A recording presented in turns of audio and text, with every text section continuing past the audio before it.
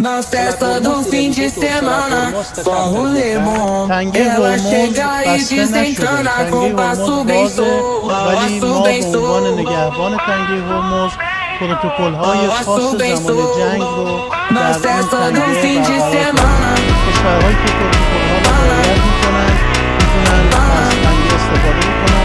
اونهایی که رعایت نمی‌کنن اونها با اونها برخورد خواهد کرد.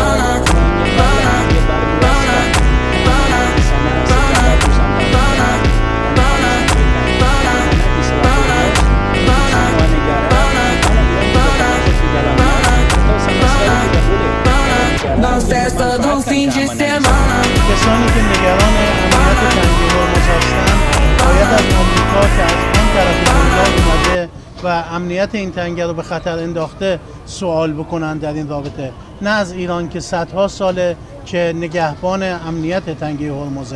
Yang khawatir berkaitan dengan penutupan Selat Hormuz harus menanyakan kepada Amerika Serikat yang datang dari jauh sekali ke kawasan Timur Tengah kemudian mengganggu keamanan di Selat Hormuz.